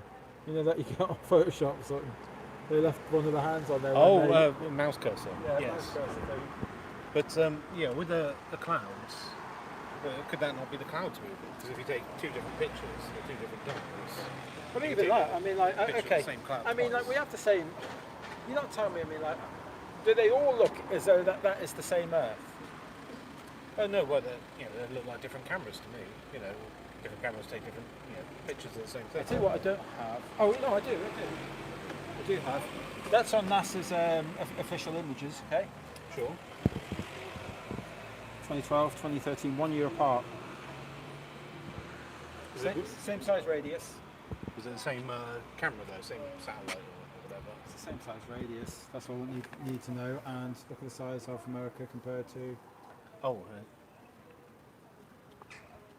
So you're saying that they've changed the size of the continent? Yeah. And I say on NASA's website.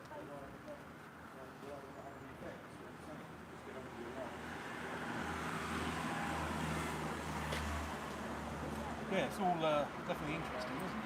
This is they've closed it down. There used to be a website called Null Earth, and basically you could see what Earth looks like. You know, like with all that wind data and all the ocean data that they had, and then they could make it on an azimuthal map, flat map, and it kind of like everything looked correct on a flat map. But they've taken it down now. This way. Oh, right, so the website's still going, but they've taken that away. They won't let you see that. It's quite telling, you know. Yeah, it's quite telling. It is. I took that one off. It was on TV. It was kind of weird, I thought, when I took it. Was this ISS? Yeah, it's from the ISS, and then I thought, you know, like, well, hang on, where's the rest of Earth? Why isn't it there?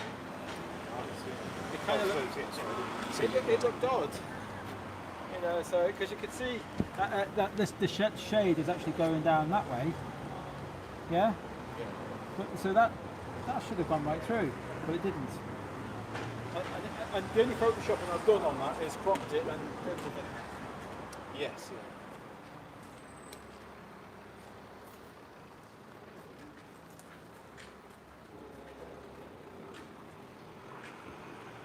And this is eclipses, is it? Yeah, it's kind of basically it's based on that. During the eclipse, why are the shadows smaller? Because we don't observe that in our reality. When we get shadows, we can make a shadow the same size of the object and bigger. But in our reality, we can't make shadows smaller. It's not possible. It's not the way shadows work. Right. But eclipses, it's a special new way. Eclipses, kind of like, you know, for the diameter of the moon. I mean, our eclipses are like 75 miles wide, which makes a lot of sense. But isn't the shadow bigger than the moon? Well, what they're turning around to say is because they've got their penumbra and the umbra. Yes, total solar eclipse or partial. Yeah. But again, in our reality, can we create a shadow smaller? They still do. I mean, like, where does that penumbra come from? Sorry, not the penumbra, the umbra. Because in that, I don't know if it's the right scale or anything. No, it's certainly not the right scale. If the sun is wider than the moon, Okay. then its light's coming from further than the width of the moon. So, then See, the problem with that is that when you look up in the sky, you see them both at the same size, don't you? yes. Okay, so if light is travelling in a straight line towards us, okay, it's not doing that, is it? It's a straight line towards us. Right, so basically, we should be getting straight lines, shouldn't we? Yeah, well, we would, because it would go straight. And that battery here. And you would get just normal sunshine up there, wouldn't you? Yeah. It's just not showing those rays. It's No, not prevalent. because that's the problem. Yeah, that's just like that. You know, like. But I don't believe that for a second. I know the way our reality works with shadows. But if the sun is behind the moon and they opposite. look the same size, Yeah. doesn't that mean that the sun has to be bigger? Because it's further away. If it's behind. Well, that's it. We don't. I mean, there's no evidence that supports that. That's the problem, isn't it? There's no scientific evidence. I mean, I'd like to believe that it was that way, that it was 93 million miles away, but there's absolutely no evidence. Forget miles. Even if it was 50 meters further away, it would have to be bigger to be shadowed. What shadow? And if the sun is bigger than the moon, then the shadow cast by the moon would be smaller. It could be bigger. It could be like a couple of miles bigger. It could be. I don't know. But wouldn't that mean that because it's wider than the moon, it creates a shadow smaller than the moon? Well, it would be. That would be the case. Yeah. But I don't And know. isn't that what we see? Sorry? Isn't that what we see? Yeah, but just because we see something, we can't just mean that we can prove that is that. That's the case. Oh, so you're saying that it could be some other explanation? But it could be. I don't know. Because that's the difficulty part about it, like with, we have to have faith and belief on all of the science that we've been taught. Because you can't evidence this for yourself. You've never been to space, I've never been to space. Not recently. And that's the problem. So it comes with an awful lot of beliefs on so many different levels. Just like my first raindrop. Yeah, it's getting there. Do you mind if I get a quick picture? Go ahead. I normally hand out flyers to people, but I haven't got any at the moment. Not till we get home. Yeah, join us. What? Oh, is that a selfie? Sorry.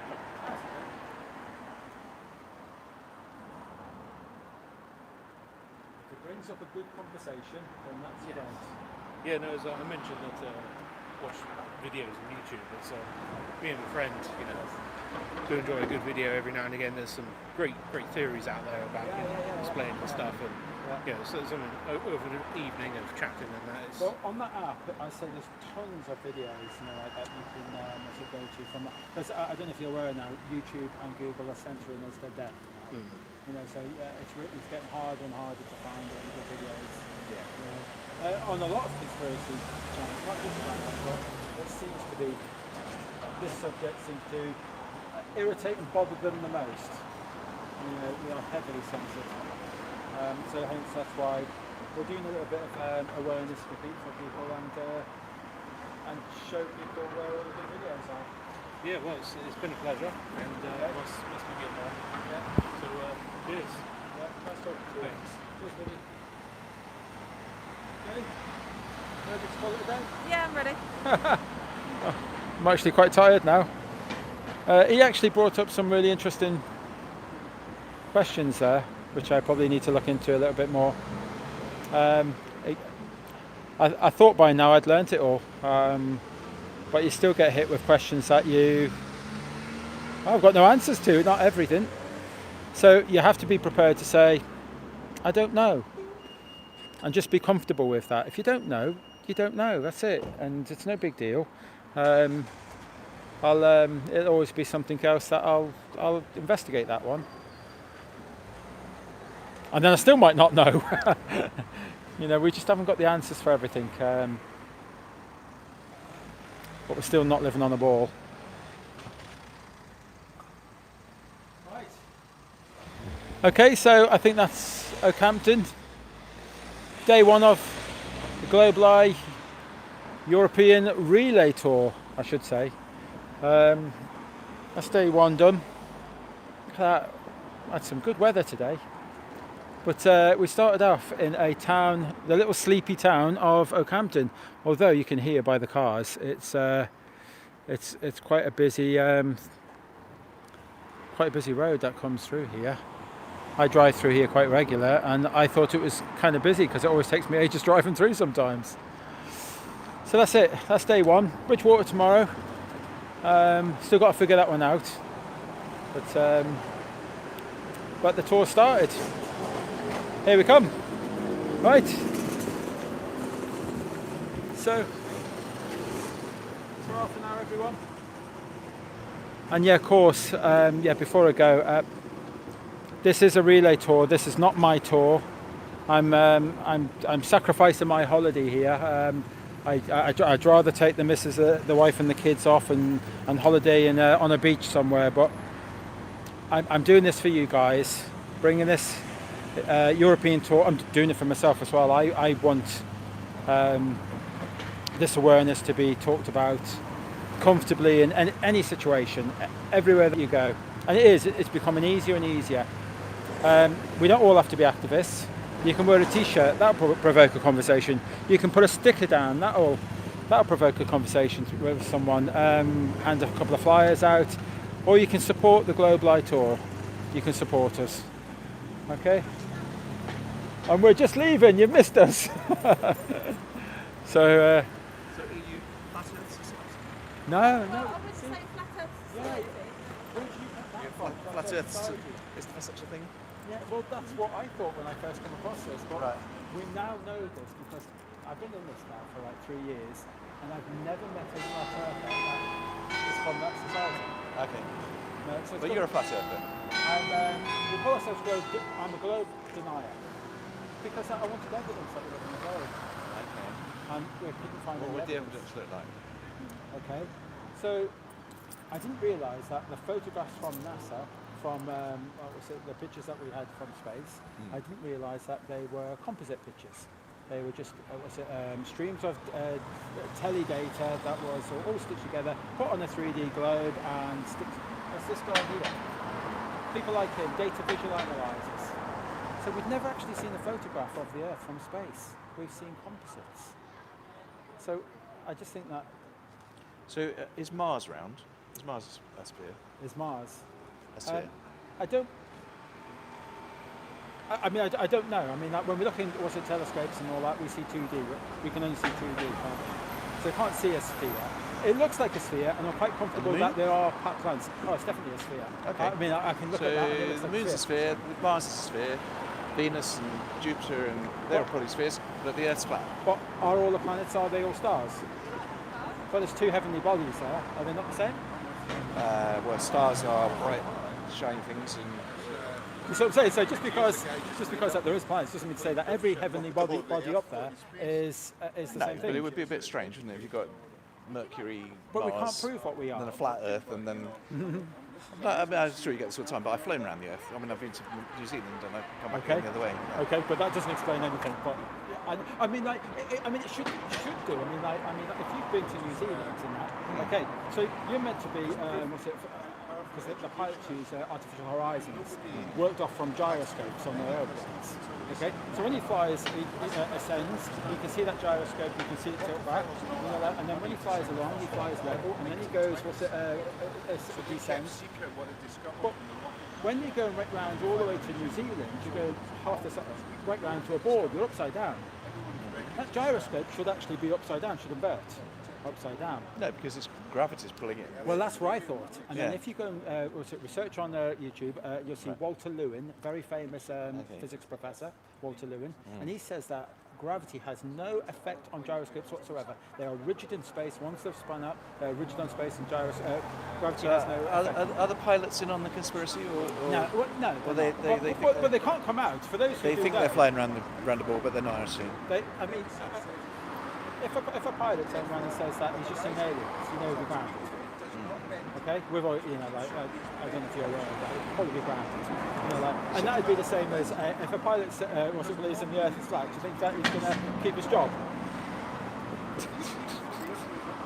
Well, okay. What does Yeah, it I say guess in you your probably Bible? wouldn't know. Does, Does it not say in your Bible that was it the heavens above? Yeah, well, in the days when they wrote the Bible, they did think the Earth was flat. Yeah, that's true. Yeah. Yeah. It's a big one to swallow. It's a big one to swallow. I don't think I'm going to be swallowing it anytime soon. Well, up until 3 years ago, So who's behind the whole conspiracy? Who's I mean, forward? you'd have to ask that person to find out who that is. Well, I'll give you an idea what I think. Okay. Okay. So I think it stems from the Jesuits. Okay. I think it then goes to the Freemasons. Right. Okay, and then and what's in it for them? And then some of the elites of the world. What's in it for them? Well, I'd imagine the cultish religion, probably. But if it's a massive conspiracy which they've got to hold together, and that's an awful lot of people got to be in that conspiracy. Yes. There's got to be something major in it for them in order for them to do it. But you say that the Manhattan Project, 100,000 people were actually involved in the making of the A-bomb, and it was all compartmentalised, and no one had a clue on what they were making. No. So don't believe that everybody has to be in on it. Not for a second. You've got to be in on your little bit of it. They all knew they were working on something dead secret, though, didn't they? Yes, yes. Yeah. Oh, well, it's nice to talk to you. No, thank you very much. You're not going to be here tomorrow, are you? No, we're gone. Well, thank you.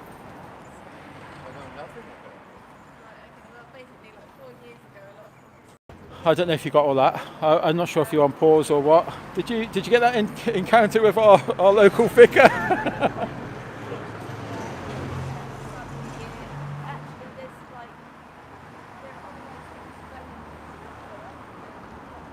So yeah, we're going to be wrapping up now. But yeah, I was saying, look guys, this is your tour. Get behind us. As I say, it doesn't have to all be about the money. Although that will help, it will pay the petrol and propel this. And we've got ferries to pay for. We're not doing too bad, but we certainly don't have enough to complete this journey. As I say, I've just had this chap Paul. He's just come all the way from Huddersfield. He's been down here to day one of the tour to support us, and put a few quid in my pocket. Yeah, amazing. I'm really touched by that. That's fantastic. All the way from Huddersfield, and we're going to see him in Amsterdam. So we're nearly wrapping up. If you'd gone into outer space and looked back, that is a look. You will tell me you're right, just looking at this, I think the earth is flat. You carry on your good work, young lady. Let you through. You alright? We're ready to pack up? Yeah. Say goodbye to everybody. Bye. Ta-ra, everyone. Bye.